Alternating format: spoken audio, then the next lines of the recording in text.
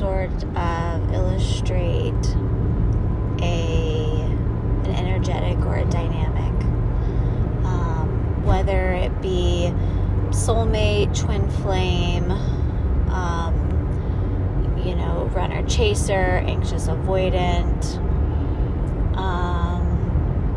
any types of those love dynamics between man and woman, or masculine and feminine.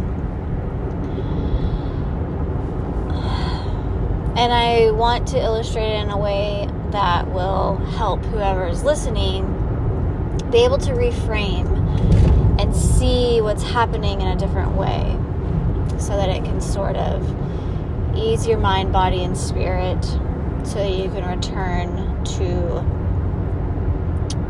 your own self, your own soul, your own center.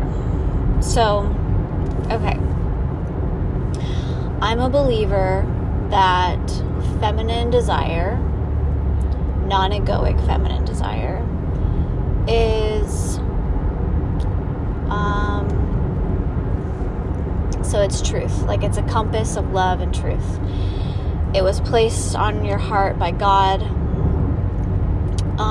that it is an invitation to whoever your desire is directed towards, and it can be initiatory depending on where both parties are in their journey and in their development. But ultimately, there is deep truth, deep opportunity, and deep growth within feminine desire. And that the reason the feminine desires what she desires is because, like I said, it was placed on her heart by God, or by Source, by your higher self, by the universe, however you relate to that. Because it wants to be made manifest. It wants to come into material reality, for some reason or another, usually having to do with soul growth and the betterment of those around you, and ultimately humanity. That's what I believe.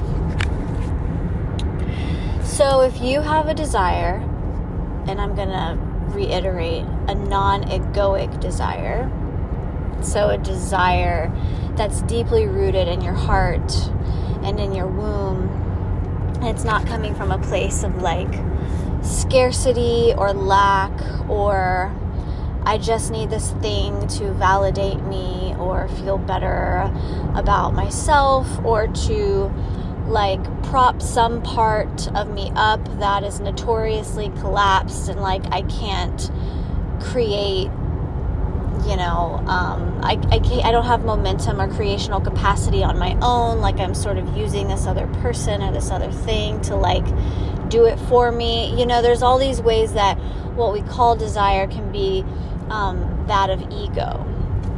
So when a desire is non-egoic, sourced in heart and in womb of a woman, and you are still experiencing your external reality not meeting that desire. So, and in this case, and in this context here that I'm explaining, I'm specifically talking about, partnership, romantic partnership with the masculine. So if you are desiring, a deeper commitment, if you're desiring a situationship to turn into a relationship, if you're desiring your boyfriend to become your husband, if you're desiring to move in with your partner, to have children, whatever it is, right? And again, it's not from ego, but from like deeply rooted in your embodiment as a feminine woman. And it's still not being met. There's so much to say about this energetic, but I'm really want to just point out two things. One is what I want you to understand about men, which is if a man does not have an identity for what you are asking for. So if you're asking for marriage and he's never been married, And maybe he doesn't really have anyone in his family of origin that has stayed married. If you're asking him to be a father and he doesn't have kids, this is his first time, and he has some sort of wounding around, fatherhood. Maybe he doesn't have a great relationship with his dad. Whatever it is that you're asking him for, if he has some sort of wounded template around that thing, then you're not just asking him for something that you desire. You're asking him to have an ego death. Like, you are asking him to have a whole different identity. And that's not a small thing. Like, that's not a small thing for him. It's not a small thing for anyone. It's not going to be a small thing for him. So the first thing I want you to do is, if you have this desire and he's not meeting it, I want you to check in with yourself and just see, is what I'm asking for of him going to require he becomes someone other than who he is now? Is it going to, for some people, it's like, okay, you want something and they can just easily show up and provide that and give you that. Okay, great. They have a sense of self that there's a congruence in that. Oh yeah, I can do that. That's a part of me. I can provide that. No big deal. If what you're asking for of him is incongruent with who he believes himself to be on a core, fundamental level, the level of his perceived identity, of who he thinks he is, then you're not just asking him to have some simple thing, oh, let's just get married, or let's just be together, or let's just whatever, move in together, have a baby, travel the world, whatever it is. If he doesn't believe, and it's not necessarily conscious on his end, but if he doesn't believe that that's who he is, if he doesn't have father as an identity, and we know as women who have had children, we had the identity of mother long before we had children, right? We took that identity on when we were little girls, playing with our baby dolls. Mother, that was easy. Okay, I can't wait to become a mother. Okay, if he doesn't have that, if he has something there around his own dad or fatherhood or whatever, for example, then you're not just asking him to give you something, you're asking him to have an ego death. So you're going to have a little compassion, patience.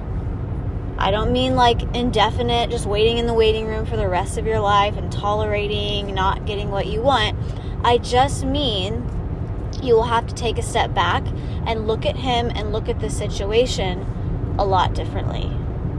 So that's the first thing.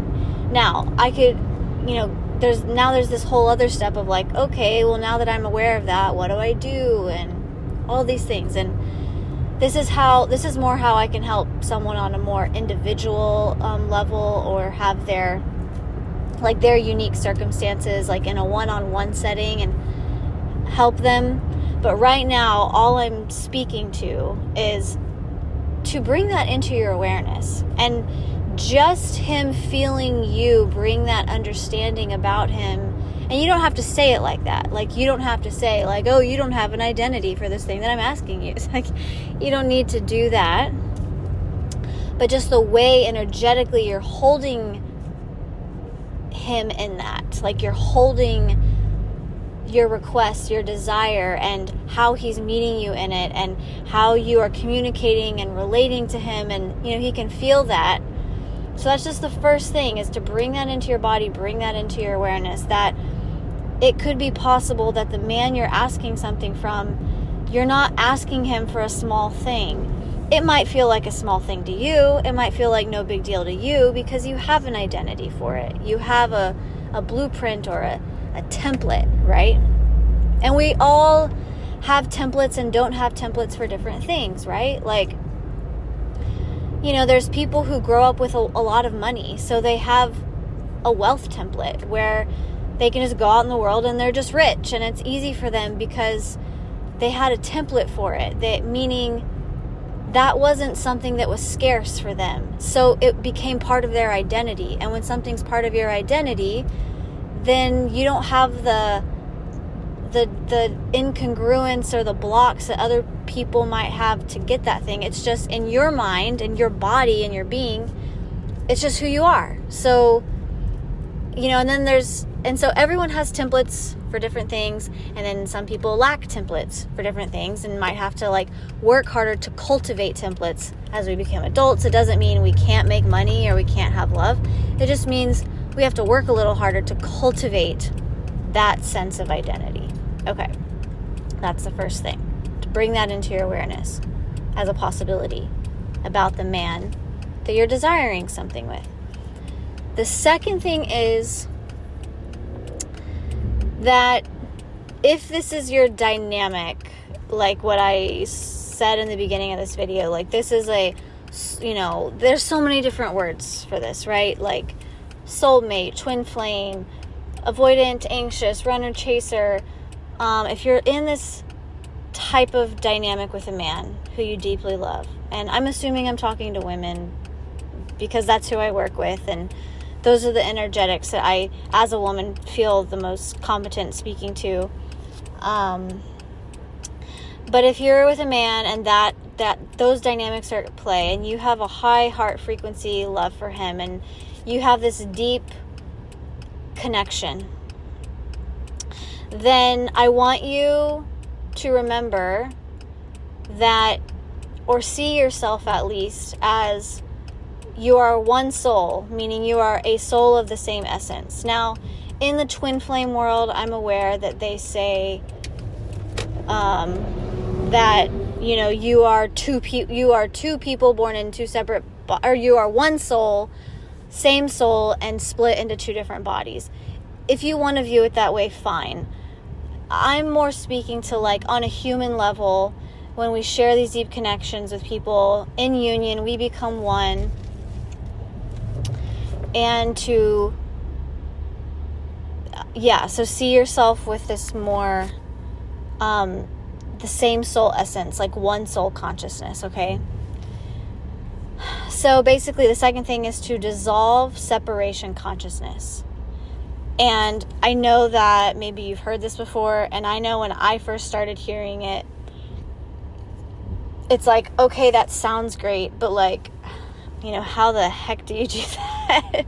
Because it really seems like I'm right here and he's over there, sometimes way over there. And it really feels like he's doing something or being something opposite that my being wants, or this soul wants, or whatever, okay? So this is what you're going to have to do. You have to remember that if you are one soul essence, then you are of the same system. So think of it as a system, right? And what I want you to do is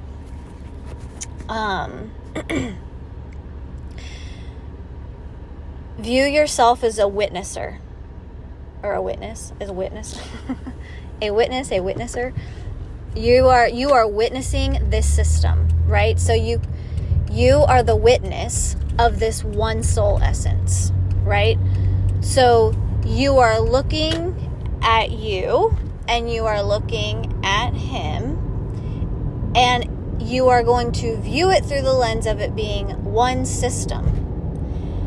And this is how it's going to begin to make sense to you, right? So it's okay, if this is just one system, you don't have an opinion about it, you don't have a judgment about what the system should be doing, you are a objective witness of this one system. And so, if you're an objective witness of this one system, then why might this one system be experiencing or doing what it's doing? Not what this person's doing or wanting and doing what they're doing and that person's doing. It's not two people, it's a system. So objectively, as an outside witness of this one soul essence, of this one system, make it make sense to you. Why is it doing what it's doing? Why is it experiencing what it's experiencing? Why is it creating what it's creating? How is it serving the system? And if you can do that, if you can remove yourself, again, we're going to go into ego, little I, self, you, me, that wants things, prefers things, thinks it should be a certain way, wants it to be a certain way, all those more egoic things. There's nothing wrong with desire. I'm just speaking to this particular energy right now. If you remove that,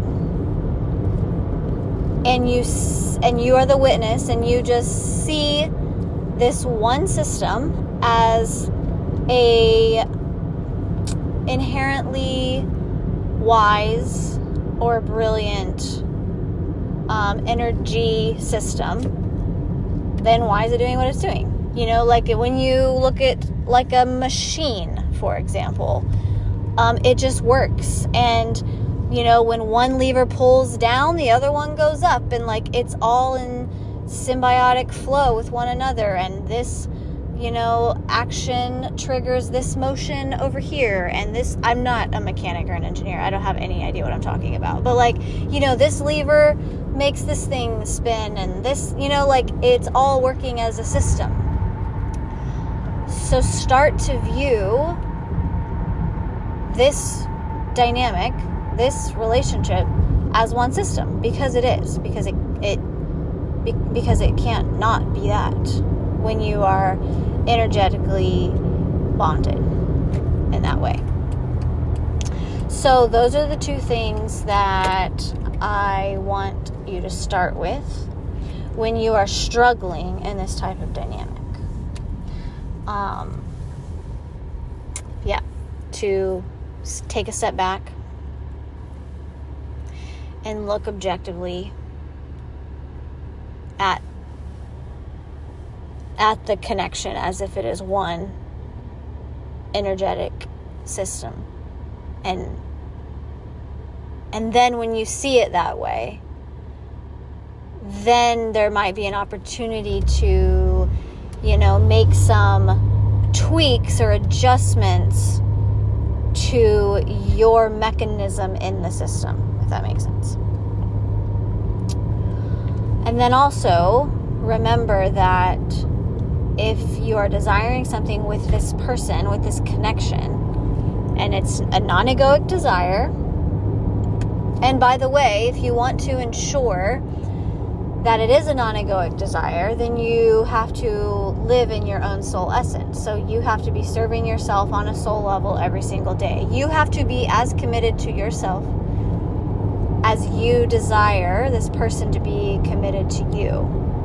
So all those things that you say you're going to do and you're not going to do them, all those things that would serve you with your body, with your mind, with your soul, and you're not showing up and doing those things, whatever they are for you, every single day, if you're not committed to you in that way, then this person will reflect and mirror that because they are you.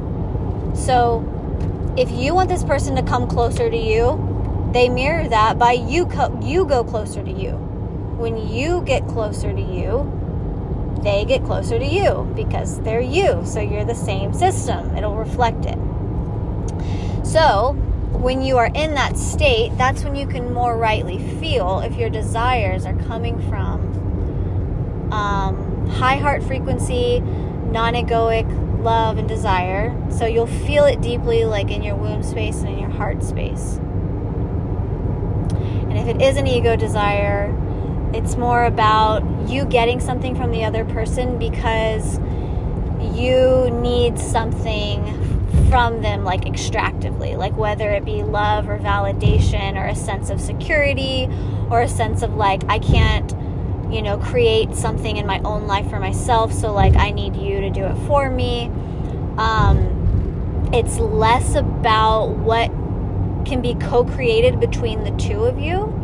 And the egoic desire is more about, it's extractive. Like, I just need to feed a hungry ghost inside of myself. Okay?